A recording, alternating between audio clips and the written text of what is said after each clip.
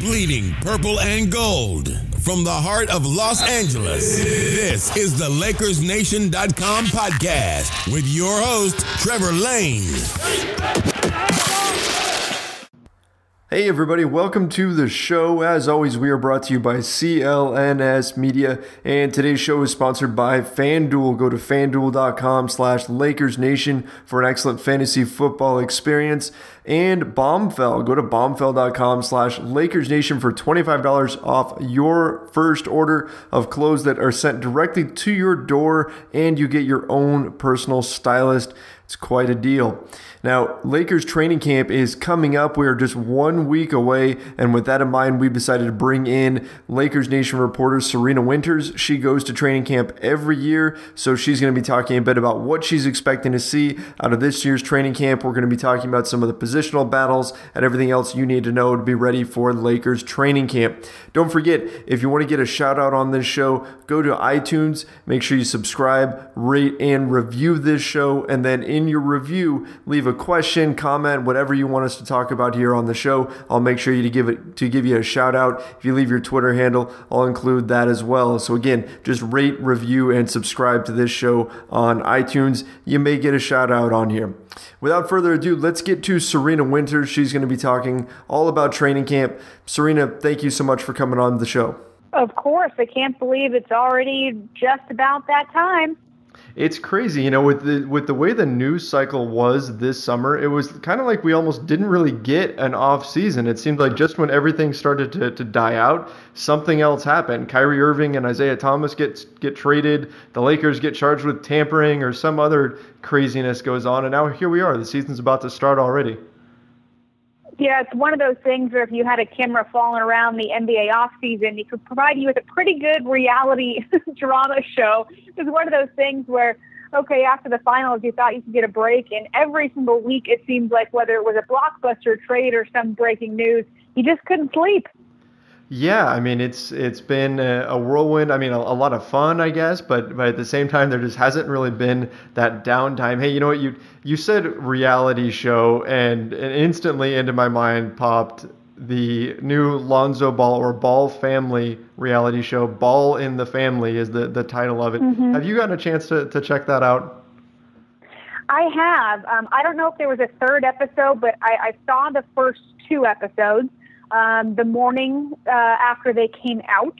And I will say that it was a bit better than I had anticipated, and It did keep my attention.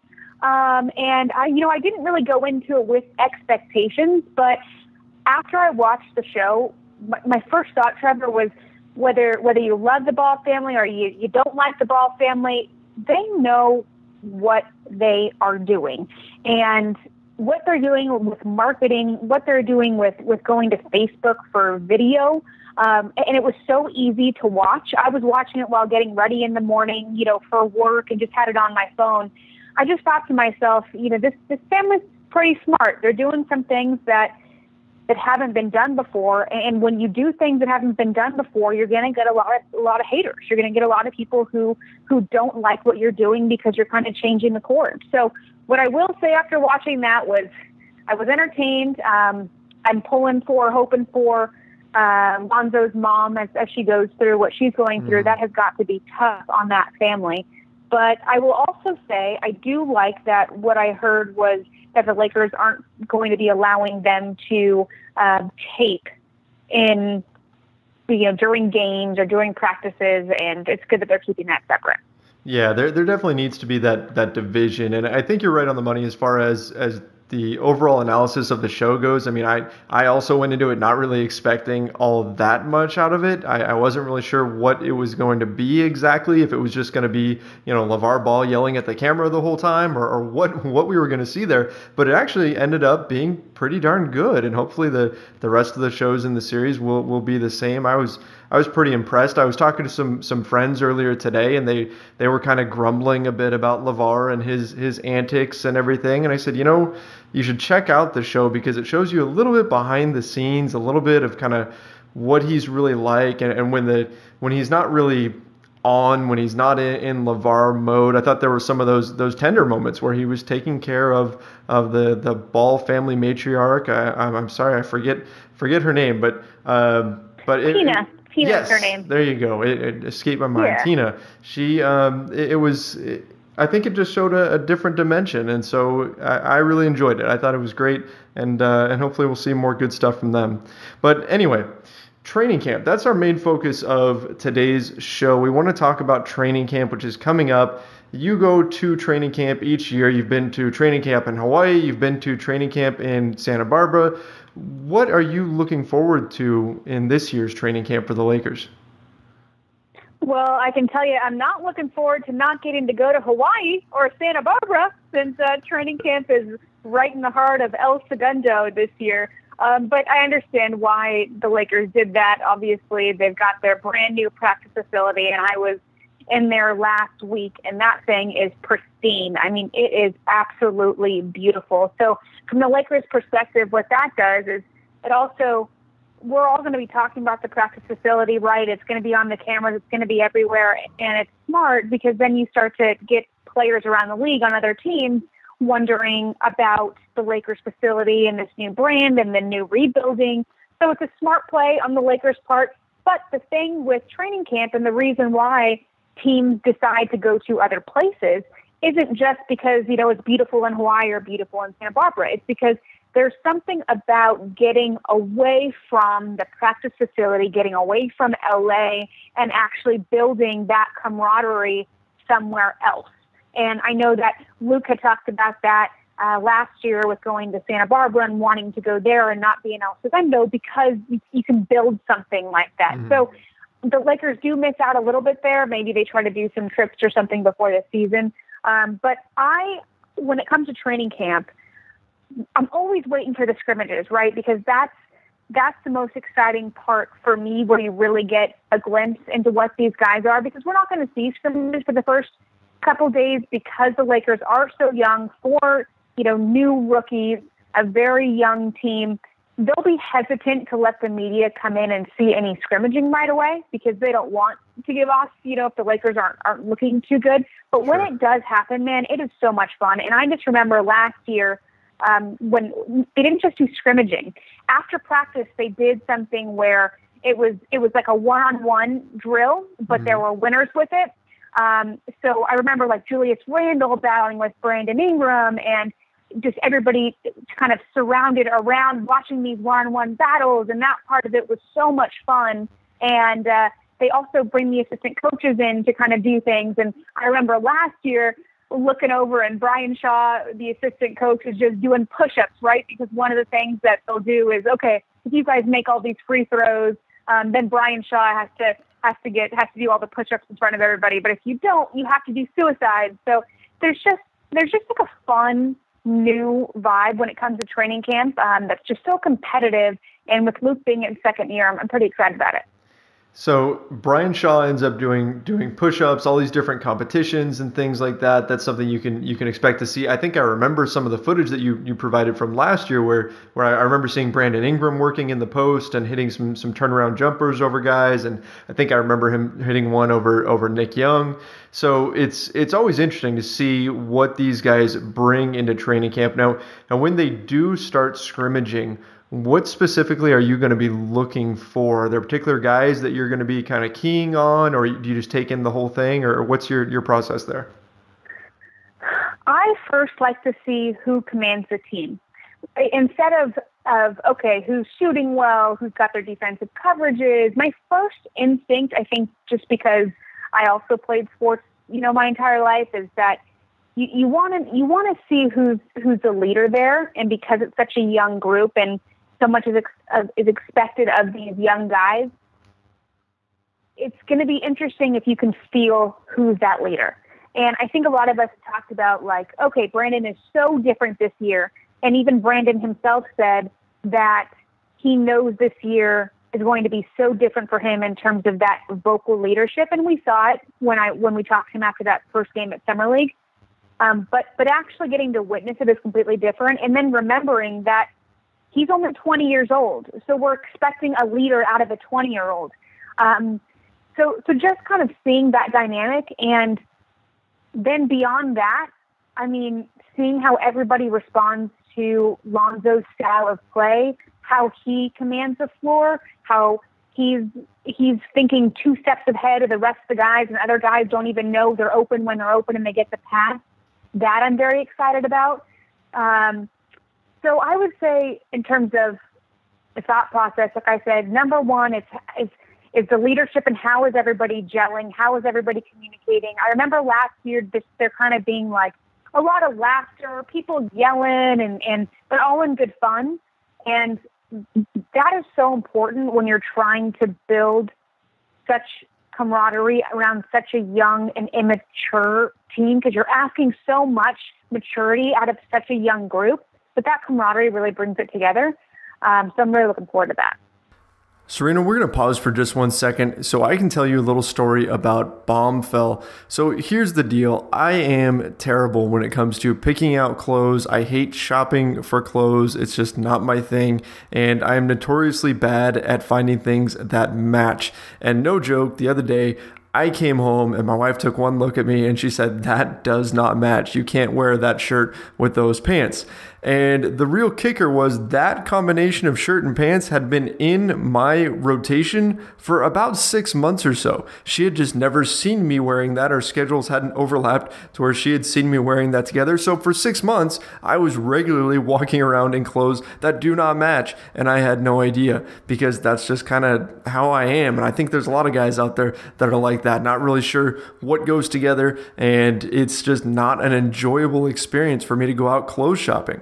So this company that we've partnered with called Bombfell has been a godsend to me. They are absolutely phenomenal. Here's what they do. You go onto their site, you go to bombfell.com/LakersNation, and you fill out just a very, very easy profile. It seriously took me about 3 minutes. That's it. Simple questions. They don't ask for measurements or anything like that. You just put in your body type and your height and that sort of thing, and what sort of things you like, the different styles that you'd be interested in. And then they put together a package and they send it to you. You get the clothes, you try it on, whatever you want, you keep it, whatever you don't want, you send it right back. It's a very, very easy process. And I was really, really amazed. I was blown away by how well everything fit and how good everything looked. In fact, I showed my wife and she couldn't believe how well the 2 shirts that I got from them fit. They fit perfectly in my shoulders, and it was amazing, because normally I have a hard time finding stuff that fits me just right. I don't know, maybe I've got a weird body or something like that, but normally stuff doesn't fit me all that well. The Bombfell stuff fit perfectly. So I am just in love with this company. They are awesome and have been a big help for me. I think they'll be a big help for a lot of fans out there. So we've partnered with them. Go to bombfell.com/LakersNation, and they've agreed to offer $25 off to our listeners on their first purchase. So very, very cool idea. Again, go to bombfell.com/LakersNation. You get $25 off. Super simple process. You get your own stylist that interacts with you and everything. Heck, if you really aren't sure whether or not something looks good, you can even take a picture of yourself wearing the clothes and send it back to them, and they'll give you feedback, and you can give them feedback on what works. So it's like having your own personal stylist. Very cool. One last time, bombfell.com/LakersNation. Go check them out. So you mentioned Lonzo Ball there, and watching him and seeing the impact that he makes. And that was one of the things that when I was thinking about this earlier and thinking about, gosh, what would I be looking at if I was out there? I think that the big question that I've got is can Lonzo Ball have that same impact on this team that we saw him have at UCLA as well as during Summer League? I mean, I was blown away that during the Las Vegas Summer League, he had guys making the extra pass when pretty much everybody on that team is out there playing for their basketball lives, and he's got them moving the ball along and passing up opportunities to shoot, which is a rarity in Summer League. So I'm curious if that can translate to the NBA. Now, can we get guys who are under contract, who have a few years in the league, who are obviously older than him? Will they buy into Lonzo's style of play as well? Will we start seeing the ball skipping around like we saw at UCLA and like we saw during the summer? What's your take on that? Do you think that Lonzo's going to be able to make that instant impact with the team, or do you think there's going to be some growing pains and it's going to be more of kind of a gradual process? Well, there's that kind of catchy phrase that you hear a lot in basketball, which is that basketball is contagious, right? The ball, once it moves, it continues to move, and you start to see other players playing in different ways that simulate that, and that is what we saw in Summer League. Now, there's been plenty of times where that's talked about, with Luke Walton talking about it last year, how that's what he needs. It needs to be contagious. The ball needs to move. Even back when Byron Scott was around, I remember Byron talking about that a lot. But Summer League was a better example of that style of play than I've seen in the past few years, because you started to see other guys like Kyle Kuzma making the extra pass, and Caruso and Thomas Bryant, and everybody kind of playing almost similarly to Lonzo. Obviously not to Lonzo's level, but you saw them kind of take on his style of play, right? So I know it's Summer League and the competition is incredibly different, but from talking to NBA players around the league and people that were there, and them watching that and being so impressed with his passes, I think it is going to translate. I mean, yeah, there's going to be growing pains along the way. Yes, there's going to be turnovers. Yes, there's going to be a learning curve. But he's already, in my mind, in terms of how he sees the game, he's already a step ahead of a lot of point guards that are been in the league for a few years. There's just something about what he sees that's a couple of steps further. So I think it will translate. Absolutely. I mean, it's hard to even really put a pinpoint on exactly what it is. I mean, aside from his passing, just the way he carries himself, just the way he acts on the floor, there's just something about him that kind of has that star quality that we haven't seen in recent times in a Lakers uniform. So I'm super excited as well. I agree. I think it is ultimately going to translate. And I think that maybe the veterans on the team will help with that transition a little bit, kind of help to encourage guys to pass the ball a bit more. And especially, Luke Walton, it's going to be his second year as the Lakers head coach. And I think he's going to be preaching a lot of that as well. And he's going to be encouraging guys to move the ball along and find open shooters. Now, last year, Luke Walton came in to, a pretty big amount of fanfare. I mean, he was coming out of the Golden State Warriors program, and people saw him really as the Lakers coach of the future, and that he's going to be the guy that's going to stick for a long time. And I don't think that optimism about him has changed much. What are you looking to see out of Luke Walton in this second year? I mean, we talk about the players growing all the time, but what are we hoping to see in terms of growth from the head coach? Well, Luke did pretty darn well his first year in terms of what you said, which is captivating this NBA audience, captivating the fans, having players, which is the most important part, having your players say that they would do anything for you and that they don't want to look bad because they don't want Luke Walton to look bad. That is something that you can't put a price on. That's exactly what you want from your head coach, is for the players that are playing for you to say things like, we don't want to mess up, we don't want to make these mistakes because we don't want Luke to look bad, right?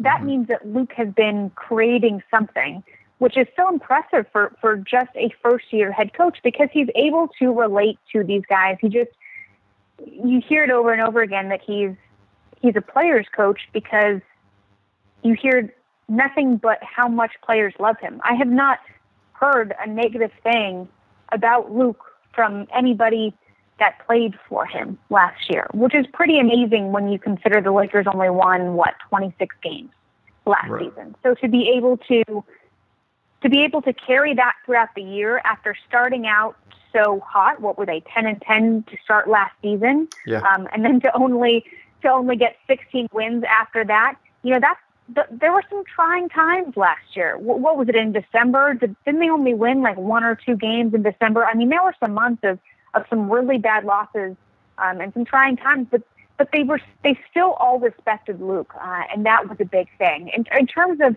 of Luke's growth as a head coach, that's hard for me to say, one, because I've never been a head coach, and it's hard for me to speak to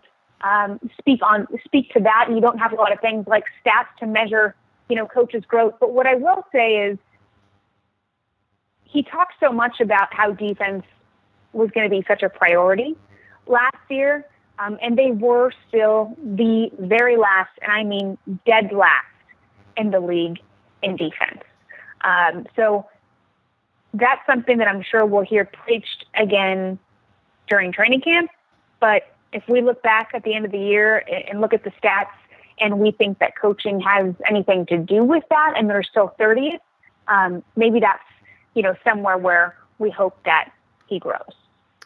Yeah, that's a great point. I mean, the defense was definitely, dead last. They were terrible last year defensively, and of course this year he's got some better defensive players to work with. Of course, Kentavious Caldwell-Pope is probably the most notable defender, but I don't think it's a stretch to say that even though Brook Lopez isn't known as a defensive player, he's probably a defensive upgrade over Timofey Mozgov. So hopefully the Lakers will be able to improve a bit on that end, even when we have just the young players growing a bit, Brandon Ingram and Julius Randle and all these guys that are just getting a bit better on that end. So, but yeah, that's definitely an area where Luke Walton can show some growth just in terms of his defensive schemes. I'll be watching to see what I will say there too, Trevor, is that defensively, and this is one of those things where, okay, we can talk about that and we can look at the Lakers being the 30th in the league last year, but then you try to think, okay, who's to blame for that, right? Mm-hmm. You have to make the argument of, is it defensive schemes and coaching, or is it personnel and effort and I guess, going back to personnel, because you think back to when Byron Scott was around, right? And he had like the negative rap, right? And it was always, he was preaching defense, but the Lakers were also dead last in the league in defense when Byron Scott was around as well. But now with Luke, because he's kind of captivated the audience in a different way, he seems to not garner as much blame for that. So it's just kind of like an interesting debate, right? I do think it's personally more personnel oriented. I think it's more effort oriented, and I think it's more has to do with the defensive mindset of your players rather than it has to do with the specific defensive schemes that coaches are implementing. But some other people might disagree. But talking to the players, they will tell you that 80% of their practices last year were defense. So it's one of those things where it's kind of hard to argue who's to blame for that, right? Right. It's probably one of those situations where it's a little bit of everything, right? I mean, it's all got to factor into creating this system that just didn't quite work last season. That doesn't mean that it's not going to work this season, but I think the blame kind of has to be passed out, all around, right? Yeah, it does, and it does go back to what I think is interesting. Is like I was just talking about, right, how much the players love Luke and how much they don't want to make mistakes for him and how much they want to play hard for him and everything's for him, right?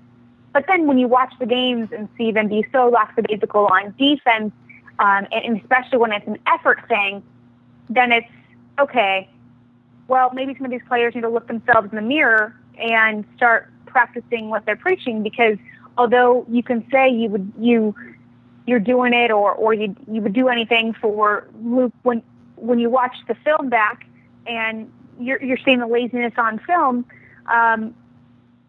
it's just one of those things where you think it's just an effort or a personnel thing, Yeah, definitely.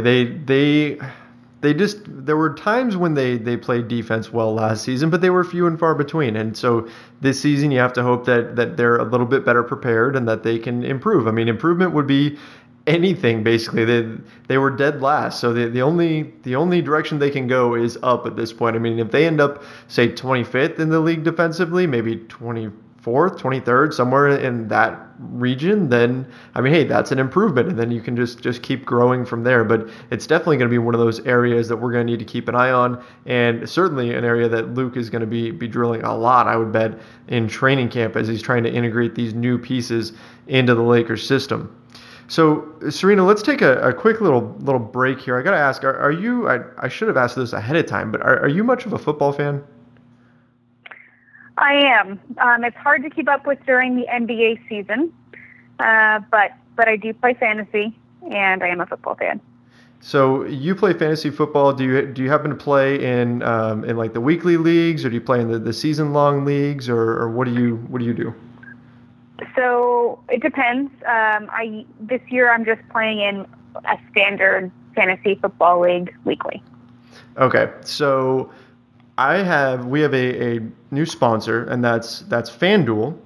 And we've actually set up a Lakers Nation league, and I think you should go check this out. And the listeners should probably go check this out too, because the cool thing about FanDuel, Serena, I don't know if you've been in this situation before, but this happens to me a lot. Maybe I'm not good at fantasy football, but what ends up happening is I draft a team at the beginning of the season. I think they're going to do great, and then within the first few weeks, suddenly everything has fallen apart, and my team is at the bottom of the league, and then it's just not quite as fun anymore. Well, the cool thing about FanDuel is that you actually can pick a new team every single week and play in all these different competitions. So it's a lot of fun that you get to redraft every week. You get that excitement of the draft all the time, and you get to adjust to how things are happening in the league. It makes every game that much more exciting. So we do have a listeners league. You just go to FanDuel.com/LakersNation and you can sign up for this. I mean, over 2.5 million people are actually playing FanDuel and have won a cash prize from FanDuel.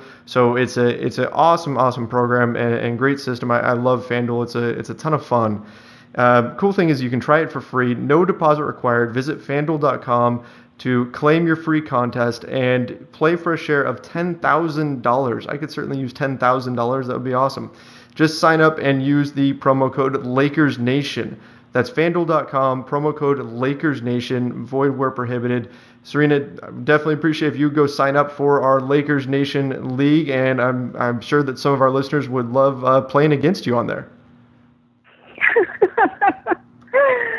Well, maybe I'll have to go check it out.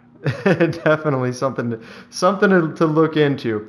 So let's talk a little bit about some of the positional battles on that you're going to see at training camp, because that's always one of the things that I find super interesting is when you've got two or more guys that are all competing for minutes at the same spot. And so I've got a few here that I'd like for us to break down a little bit. The first one, I didn't think this was going to be much of a battle, but after watching Summer League, it's a lot closer than I thought, and that's the battle for the backup center spot between Ivica Zubac and Thomas Bryant. Serena, what's your take on that battle? My take is that I think Thomas Bryant might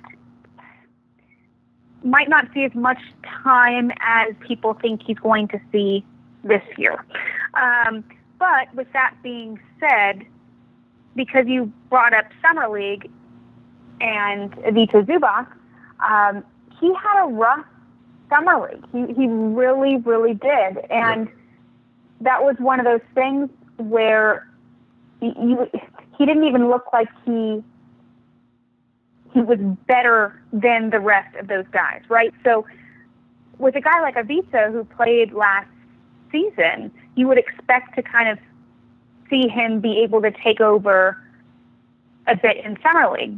But the issues there are, one, the style of play that the Lakers were playing in Summer League was completely different than what the Lakers were playing last season, a much faster-paced game. And what I think we saw with Zoo was that he had a little bit of trouble adjusting to that.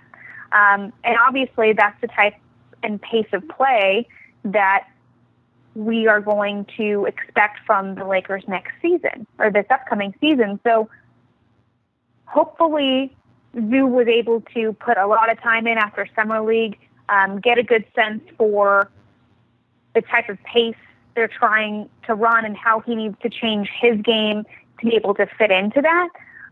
But it was a rough Summer League for Zoo. At the same time, Thomas Bryant didn't necessarily stand out to me in terms of just overall talent.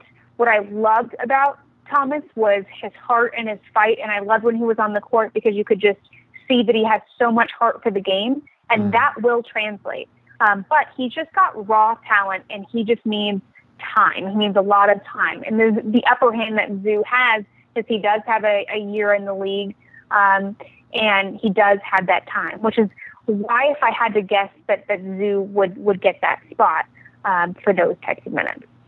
Now, the one thing that Bryant seems to have over Zubac is his ability to step outside and shoot the three. But if I'm remembering correctly, there was actually footage from last year's summer or training camp from you showing Ivica Zubac competing in 3-point shooting competitions and doing pretty darn well. Do you foresee him stretching his range a little bit? Maybe not quite out to the 3-point line, but do you think he's going to step out a little bit more this season, and then maybe he's a bit more comparable to Brian in that regard?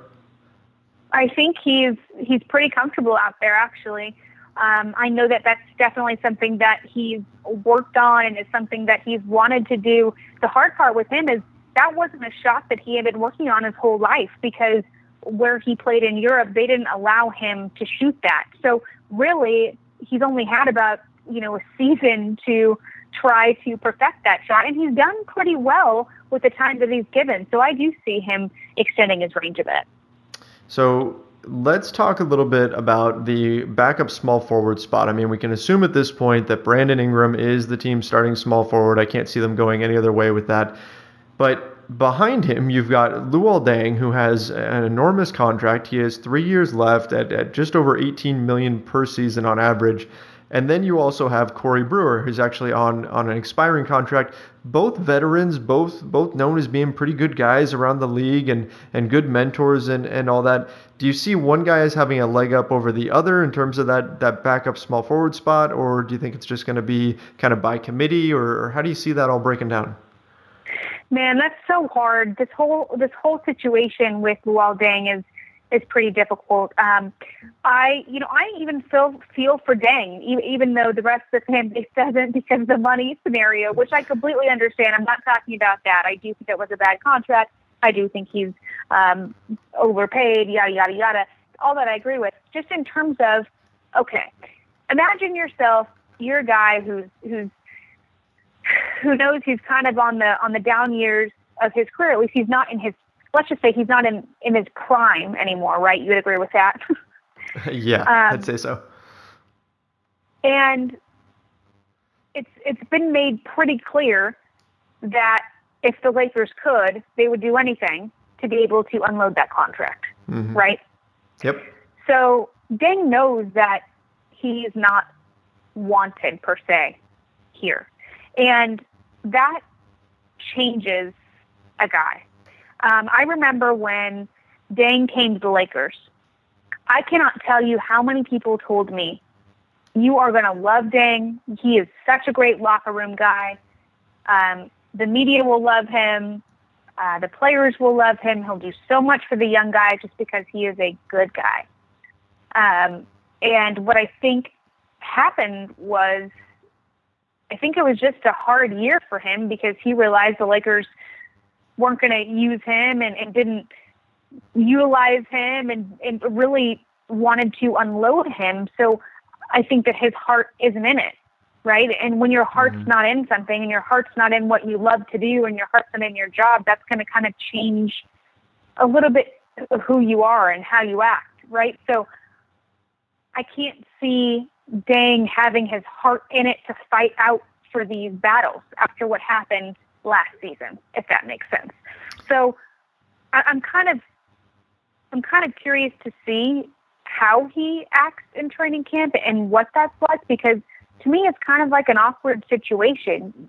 Everybody knows because everybody has talked about it. All of his teammates know the Lakers have been trying to do whatever they can to unload that contract, right?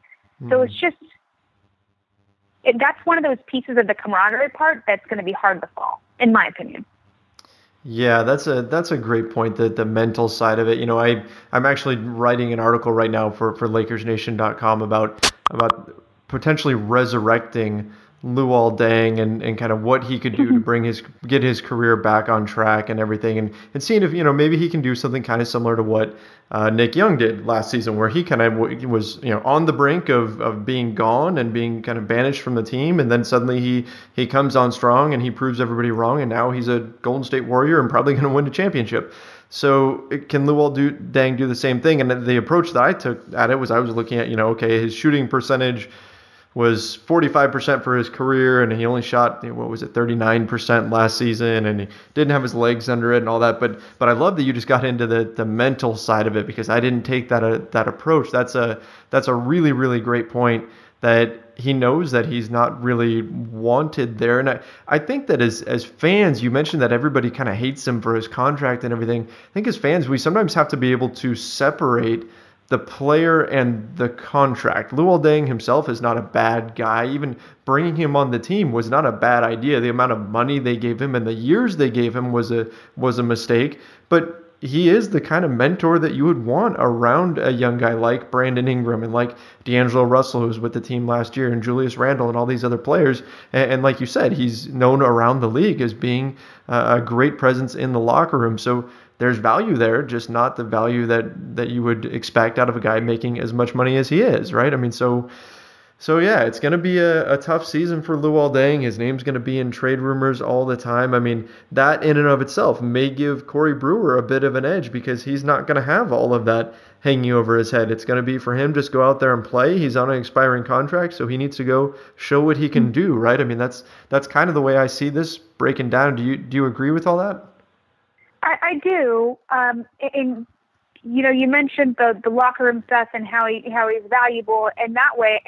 And the other point that I was trying to make with that mental side of it and knowing that you're not wanted, that hinders your ability to be that locker room guy that you've been known as on other teams as well. You know what I mean? Like,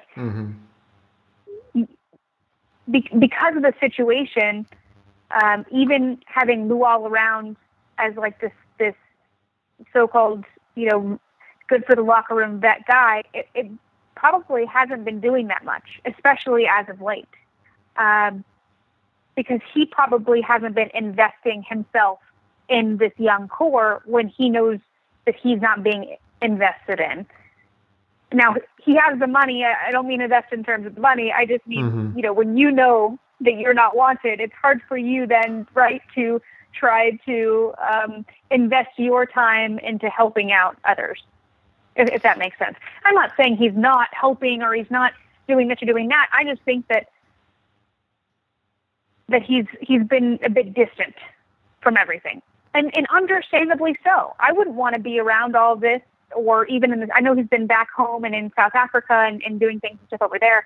I would be doing that too if I were in his shoes. Yeah, that makes a lot of sense, and that's definitely an unfortunate side of things. I mean, you hate to think about that side of it, and hate to think that Deng is disconnected because of all these things going on with his contract and everything. But that's it's an unfortunate reality. But it's just kind of the way the game's played here. I mean, it's part of the business. So let's talk a little bit about the guard situation and the backup guard situation. I put down here that we'd talk about Tyler Ennis and Josh Hart. And I think more than anything that Jordan Clarkson and his role with the team is what gets wrapped up here. Because if the way I see things is that with the second unit, if Jordan Clarkson is being brought on to be the point guard, which he was during the home stretch last season, he was actually the starting point guard. If they're using him as a backup point guard, then maybe we see more minutes for Josh Hart because he can play more of the two. Whereas if they look at Clarkson as a two, then perhaps Tyler Ennis gets more minutes as the team's backup point guard. So kind of an interesting little triangle there between those three players. And of course, Hart being a rookie has to be factored in here. But how do you see that whole situation shaking out? Do you see Clarkson as more of a one or a two, or what do you think Luke's going to do with those three guys? I see Clarkson as more of a two, but I think that we're going to see him in both roles. And I think Luke is going to test out both of those combinations that you just mentioned and see how they go. I would think that Tyler Ennis would run more backup point guard, and Josh Hart wouldn't have quite as many minutes. That's kind of how I see it going. But you do bring up an interesting point with Jordan Clarkson, too, and his role, and how his role has also changed over the years, and now he's heading into, what is he heading into, his third season now? So, you know, he went from starting, I think, 38 games his first year. Then he went to starting, I think, every single game he played in his second year. Yeah, he did. And then last year, so that's his third season, so he's heading into his fourth. So last year, then he had more of a bench role, right? So it's kind of interesting with him because you've almost seen his role decline a little bit. You know, where you think you're going to see it grow, you haven't seen that.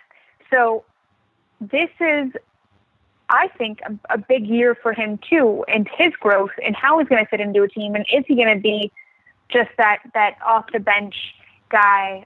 Is he going to be more of a two, relied as more of a one? But I think he's going to be more of a two in this system, especially since we'll have Tyler Ennis there as well.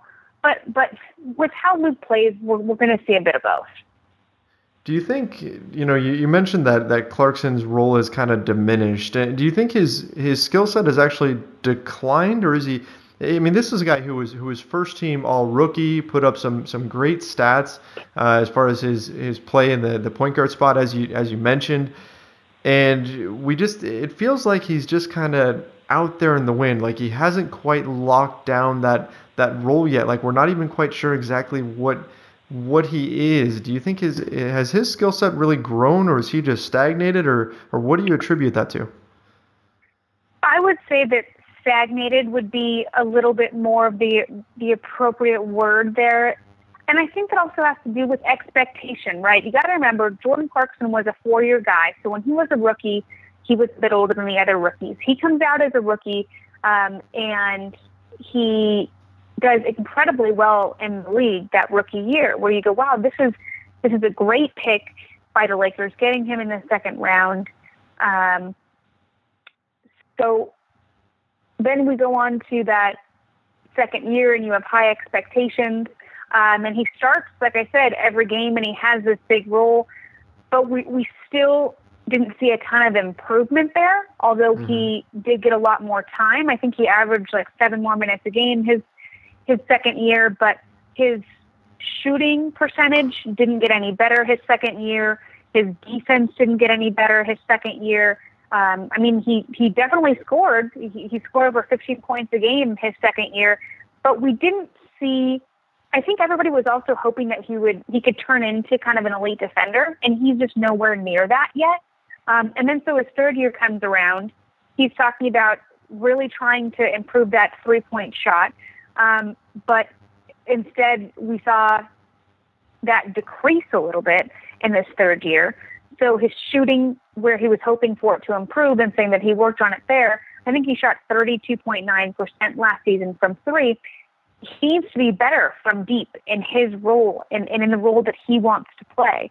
And defensively, that to me, it's the defensive side where I think he has the most to improve on, and where I see that taking his game to another level, making it not stagnant and making him actually know what his role is in the league. But if he doesn't add that defensive side to his game, then I don't see his game going to that next level. Well, and you mentioned before that the Lakers, we know, are looking to shed salary. The big topic all summer has been that they're pursuing 2 max contracts. And I've had a few different salary cap experts on the show over the offseason here. We had Eric Pincus come on of Bleacher Report. We also had Keith Smith come on of Real GM, and both of them looked at different situations, and essentially the Lakers are going to have a tough decision to make here. They may have to move Clarkson in order to free up cap space, but it's kind of on him to prove to them that they should keep him, that he should be a guy that stays and that they look to move other pieces. And as you mentioned, it's really going to come down to the defense. And then, like you said, it was a great reference with his three-point shot. If he can get those two things to improve, his defense and his three-point shooting, then I think he can definitely take a step forward here. But if not, then we may see him on the trading block. We know that story came out about a month or so ago that stated that the Lakers feel like they can move Clarkson if and when the time comes. So, I mean, maybe he's a guy that we'll be hearing more rumors about kind of as this season goes on. Speaking of which, last guy I want to talk about before we get out of here. Kind of a similar situation. Not exactly, because he's actually on somewhat of an expiring contract. I'm talking about Julius Randle. This is a guy who can be a restricted free agent this next summer. He's coming off of his rookie deal, and he's also got himself in incredible shape this summer. He's starting to shoot the three ball. We see him in practice. He's starting to work more and more on that outside shot. Of course, it's very different when the games actually start, but we're seeing him hit some of them as he's practicing and getting ready for the season. This is a big year for him. He's got a new contract on the line. He's got a new baby. He just got married. All kinds of things going on in the life of Julius Randle. Serena, what are you expecting out of him this year? Yeah, he is another one who has a lot to prove. And with the transformation that he's done this summer and putting so much time into finally getting into the best shape of his life, I am really excited to see how different of a player he is. I did not realize that out of shape, I don't want to say out of shape because that's probably not the right word, but he was a 13.7% body fat in March. And that is not good, no. Especially for an NBA player, and to be lugging that around. But quickly transforming himself after the season, and I think he's now down to something like 6%. I know right within like a month after the season, I think he was down to 8.3. So he made some big changes that he knew he needed to make. So what I love about Julius is that he took the initiative. You know, he realized he needed to look himself in the mirror, which he has said, and change some things. So I'm really excited to see him. He's one of those ones in training camp that I'm definitely going to be looking out for because he's been putting in a lot of the work. He just got married. He's got a baby. So, and he knows that this is one of those years you had just alluded to because that contract that is really important for him and his career. So he's got a lot to prove, and I think he knows it. So he's going to be a guy that you're keeping an eye on at training camp and watching to see if he's actually hitting his outside shot and how he's running the floor and all that. And I'm like you are. I'm expecting big things out of him this year. I'm really excited to see how he runs the floor with Lonzo Ball. I mean, you see this up close all season, Serena. I mean, when Julius Randle has the ball in his hands and he gets a rebound and he gets running, when he gets a head of steam going, he is like breathtakingly fast for a guy his size. And that was when he like you said, had, what was it, 13% body fat, 13.7, I think you said. So he's got... Yeah, back in March. Yeah, I mean, he's got this high body fat. How quick is this guy going to be out on the break now that he's down at like 6%? I mean, it's going to be a lot of fun to watch, and I'm predicting big things for him. I hope that he really has a big breakout season because it's definitely going to be a lot of fun to watch him play out there.